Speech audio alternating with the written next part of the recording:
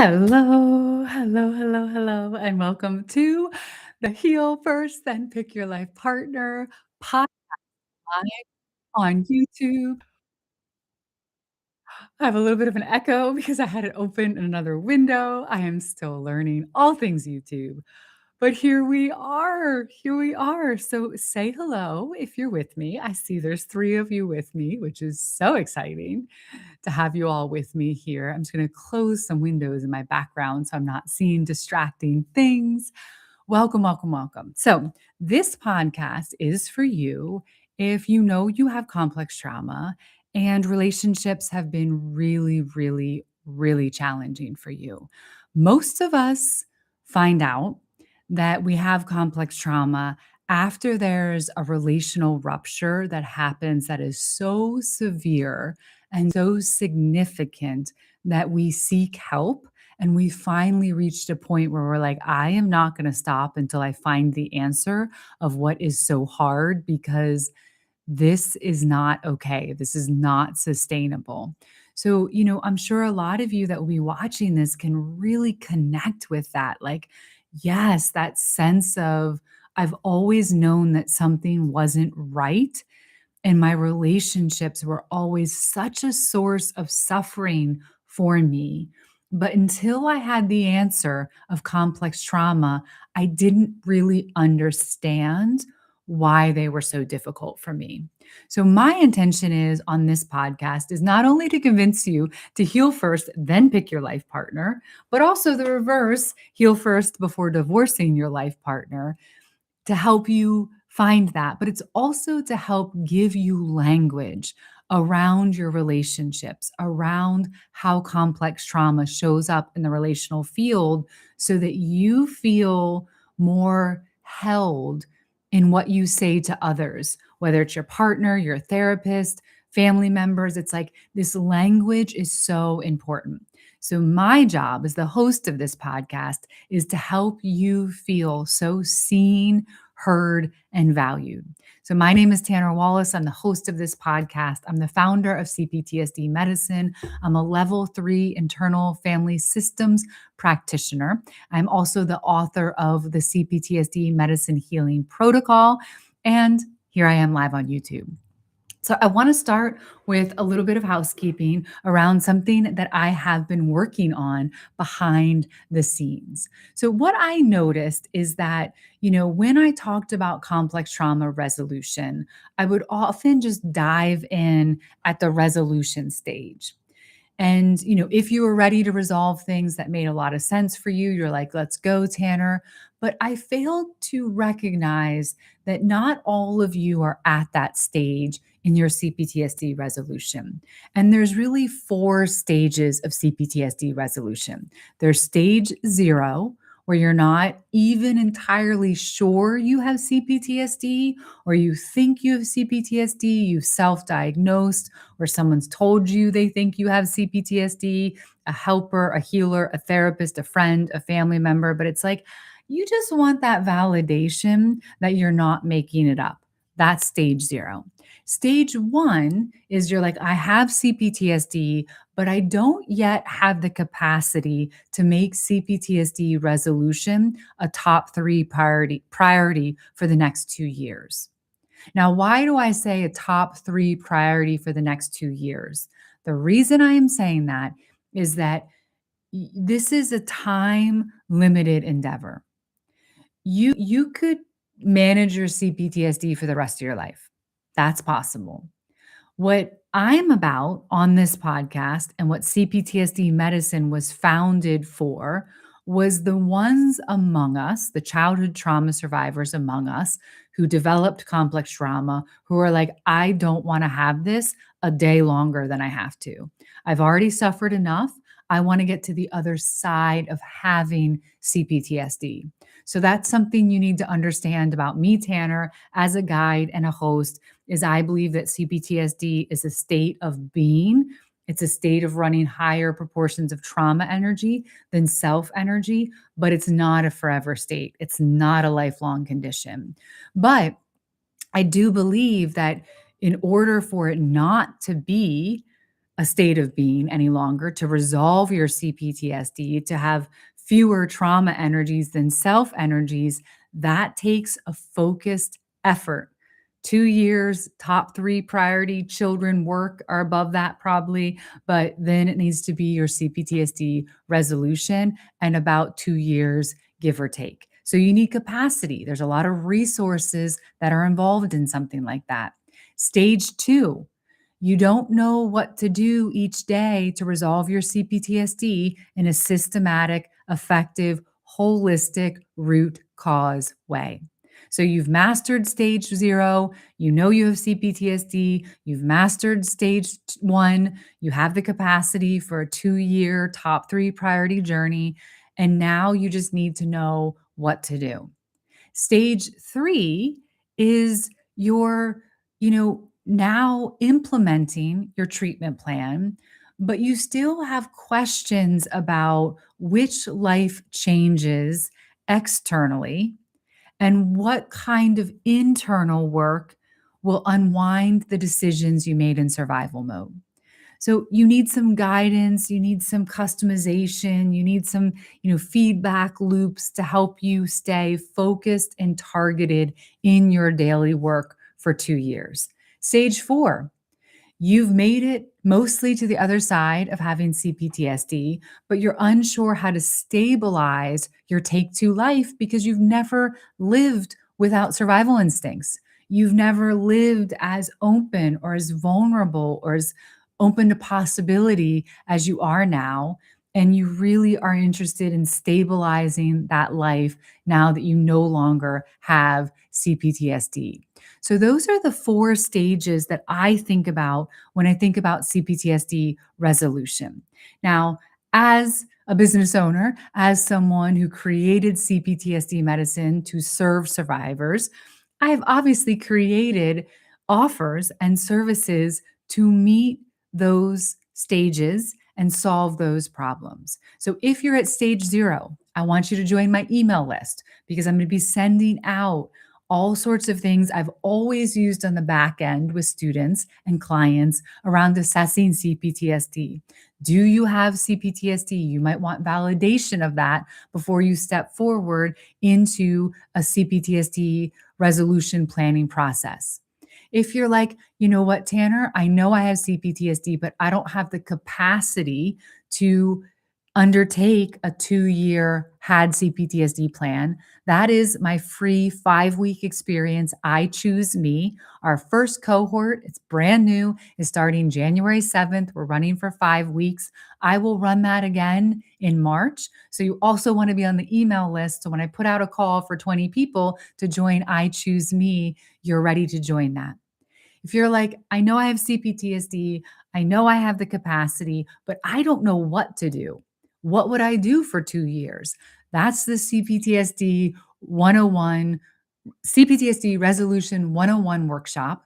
That's being offered March 20th through the 22nd of this year, 20 or the upcoming year, 2026, and registration has now opened for that.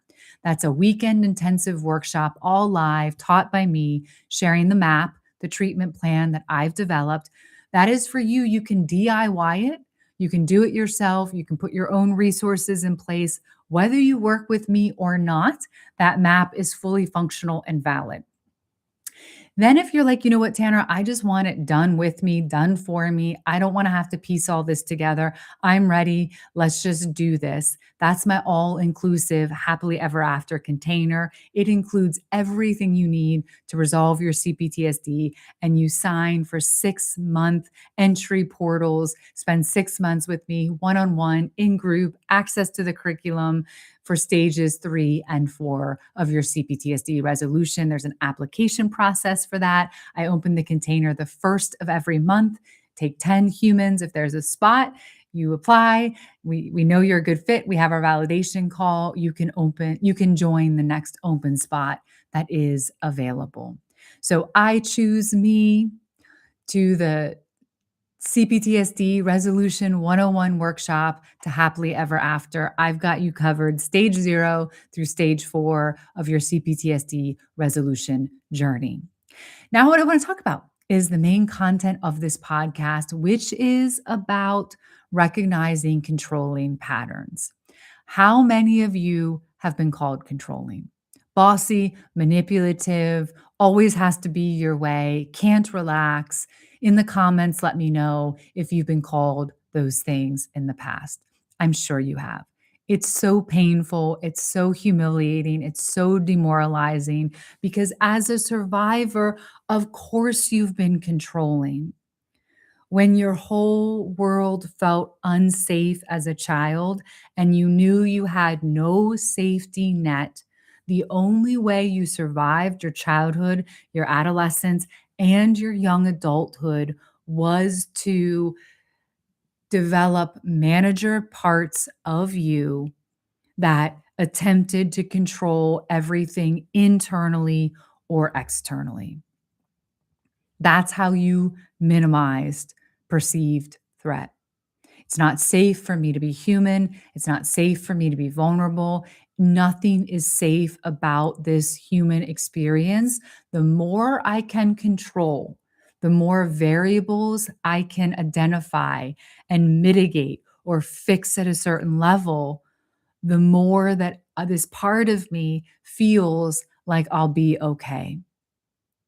So, recognizing that your controlling nature has been completely adaptive for your childhood is the first thing I just want to name on this podcast episode about recognizing controlling patterns. So, whatever you've heard, whatever names you've been called from the outside, I want you to honor those as somebody's experience of you running trauma energies. But I want you to understand that you are not controlling. You have parts of you that have used or are using control as a strategy to feel less threat in the relational field. It is also the case that as a childhood trauma survivor with unresolved complex trauma, running high levels of trauma energies, we have likely partnered with other humans, entered working relationships with other humans that are also running trauma energies and are doing unsafe, threatening, non supportive, selfish things.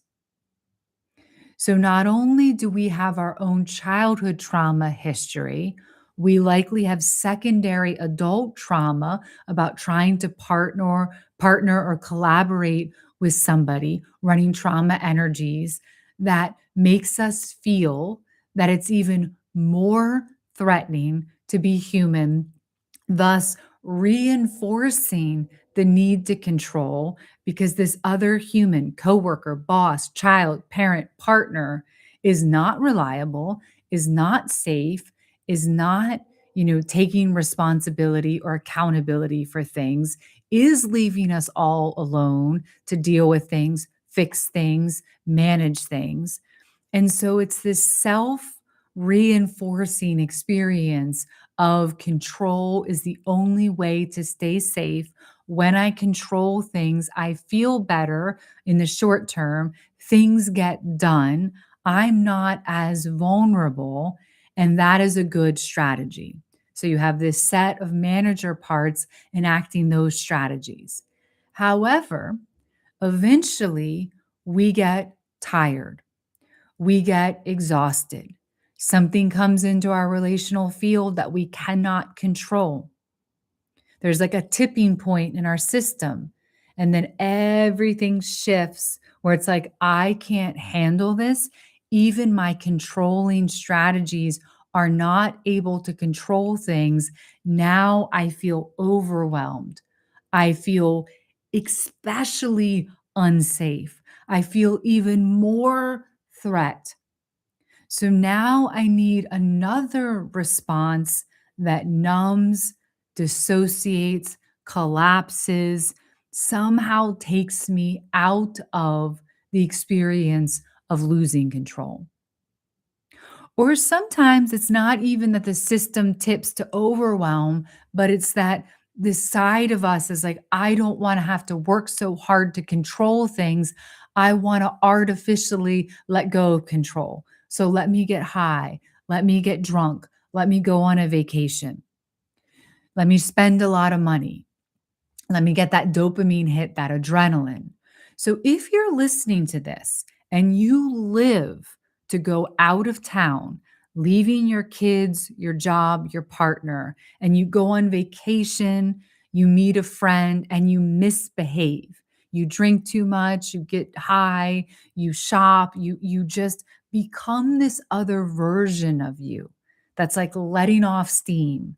That is, being risky is it's just kind of, I can't do this anymore. Throw caution to the wind.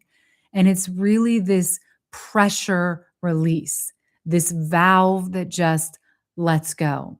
And you would never imagine taking your kids or your partner on that kind of vacation or getaway. It's like an escape from reality. That's a sign that your system is out of balance. Your internal world is holding what is technically called a polarization, but you're just trying to piece everything together so that things don't feel so threatening.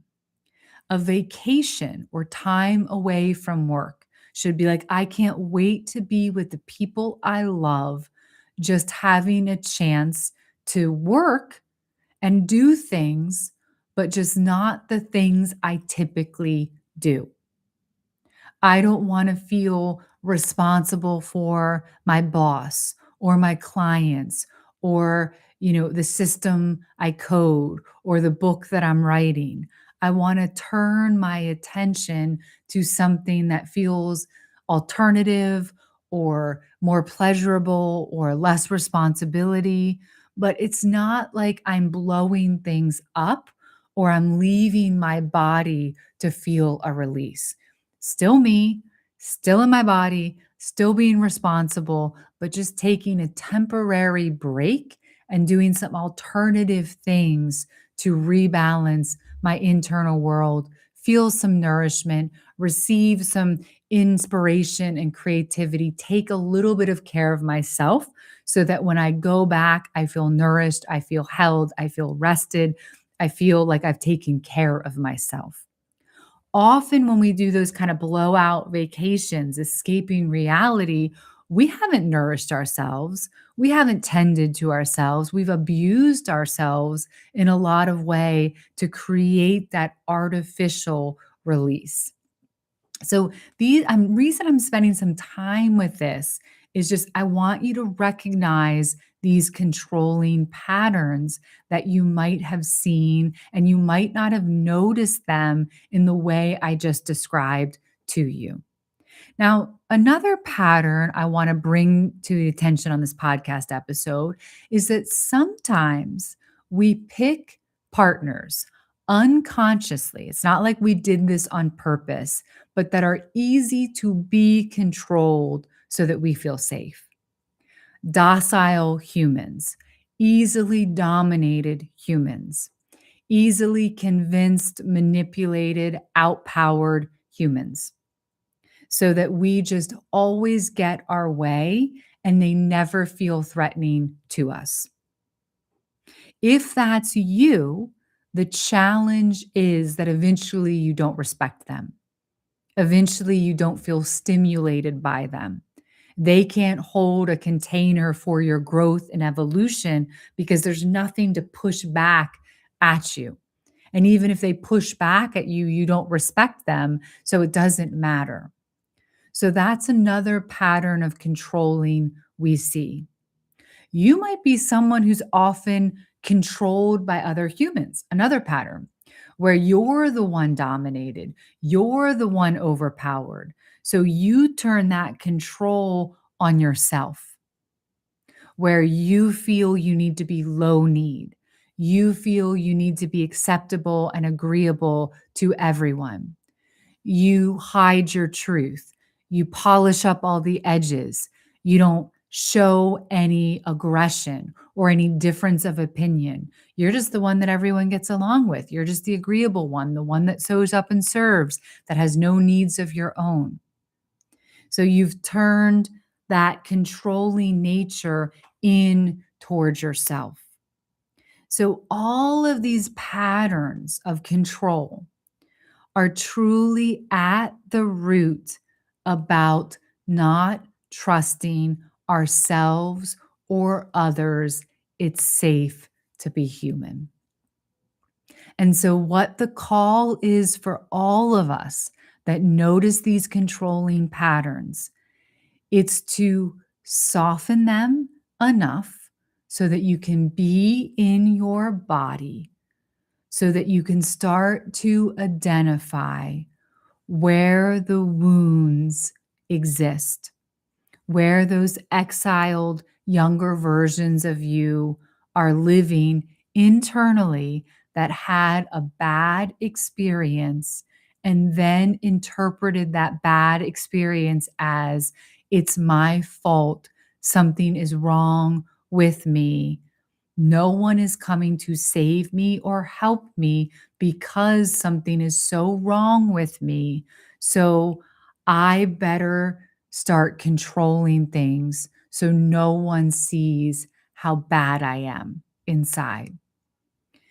It's working at that root cause of the original wounding, going back in time energetically to when that bad thing happened and healing and unburdening that version of you that is time traveling, stuck in the past.